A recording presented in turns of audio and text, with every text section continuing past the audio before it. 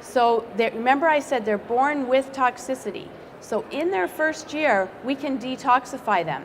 How do we do that? The mother eats a completely healthy organic diet. That would be some lean meats, so chicken, turkey, fish, different types of fish.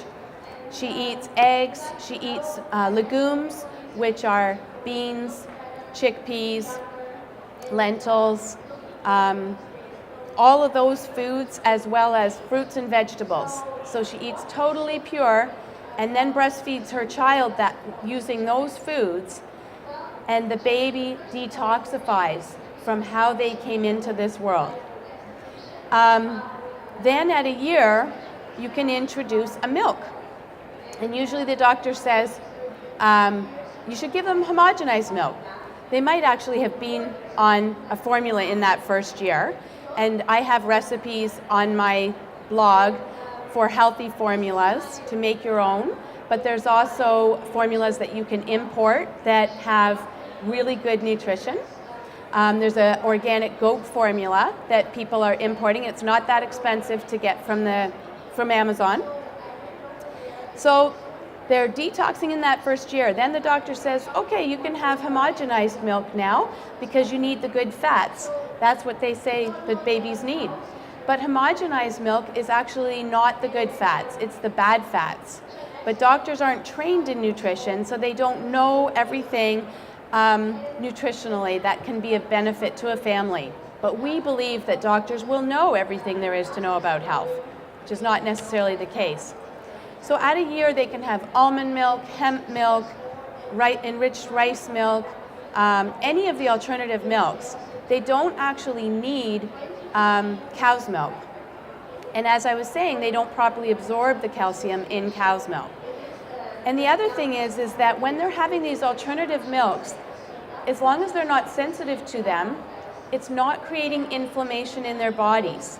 And if you've been going around and hearing other speakers talk about cancer and disease, it is always linked to inflammation. So if we can try to keep our kids away from inflammatory foods, we're giving them the best start in life. So they're having these non-inflammatory milks. And another big inflammatory food is wheat. And you would say, but dairy and wheat form the basis of our whole North American diet. And I would say, yes. And then you look at all the sickness we're experiencing today in kids. There's a link. There's a link. Whatever you can do to do things differently will benefit your family. With wheat, they're adding 5 times more gluten to wheat than they did when it was originally made. Why do they do this? Because it makes it light and fluffy and it tastes better. But really, we would do better with things like spelt and kamut that have less gluten, or things like rice bread or those millet, different alternative grains. When I was having to feed my daughter differently, I did feel a bit like a freak in the world, because at that time, very few people were feeding their children differently. And I remember going to Loblaws and taking my cart around, and I couldn't even fill the bottom of the cart with foods that she could eat. Nowadays, now she's 16, I can go to Loblaws, I can go to any grocery store and go down the health aisles and find foods that have less gluten or alternatives to dairy, and all sorts of alternative snacks. So it's much easier to live healthier today than it was when I first started getting into this. So say a child is right now eating a completely disastrous diet. I'll give you an example of that. A grandmother called me and she wanted help because her grandson was only being fed Fruit Loops. That's it. You would say Fruit Loops at breakfast? No, Fruit Loops all day long. And they went on a trip to England. The parents took the little boy to England and they filled a whole suitcase with Fruit Loops, bags and bags of Fruit Loops. 4 days before the end of the trip, they ran out of Fruit Loops. The boy refused to eat. He just drank water. Do you see what's going on? I've never heard of a case this bad before, but this boy had had 5 dental surgeries. because of all the cavities in his mouth from just eating Fruit Loops. And the grandmother wanted help, but I said, until I get the parents calling me, I don't know what I can do, because they're the ones that are feeding him and raising him. But I find that there's a lot of parents that give in to what their children want to eat. And part of the problem is that we, our generation, were so controlled by our parents. We were not allowed the junk that kids today are eating. We were not allowed a lot of the freedom that kids today are experiencing. So what I ask is that parents at least don't give the children a whole pile of unhealthy food. They can give them other things, take them to amusement parks, or buy them clothes, or buy them shoes. But when it comes to nutrition, that has got to be pure, as close as pure as possible, because it affects their mood, how they look, their concentration levels, their energy levels. It affects how they age, whether they age with vitality or not. It affects every aspect of their being.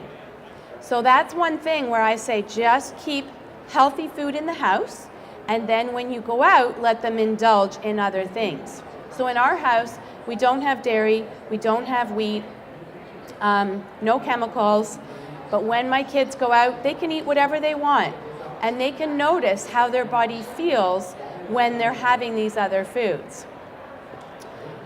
Now, when you are thinking about changing a child's diet, so maybe right now your child's eating all sorts of unhealthy food and you're wanting to make that transition, I don't believe that you just go cold turkey and you go, some nutritionists will go into a home and they'll get paid to go through someone's cupboards and take out, all their unhealthy things and replace it with healthy things. I don't do that. If someone asks me to do that, I will not do that work, because human nature doesn't work that way. If we decide we want to be healthier, it has to happen gradually.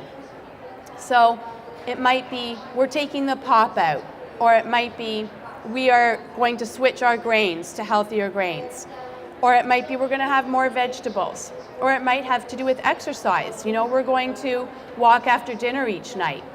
But I suggest to a parent that they think about how they're going to do things gradually and make steps maybe 1 week at a time. So this week we're going to focus on no pop and just having more filtered water. This week we're going to have less red meat and switch it to things like organic chicken, organic turkey. And some of you may wonder, is organic really organic? Is it worth it? It is the best we have today. It's still not as ideal as in our ancestors' world, where their soil was so nutrient rich. It's still not as good as that, but organic is the best we have. So when you go to a grocery store, it'll say organic, but if on the label it actually has a 9 in the front of the digits, if there's a 9 in the front, it's organic. And that literally is the best we have today. There was a girl that came to see me just 2 days ago who was really overweight. Her skin was really bad. She was very unhappy. And she said, I said, what do you want more than anything else to make your life better? And she said, I'd really like some healthy food.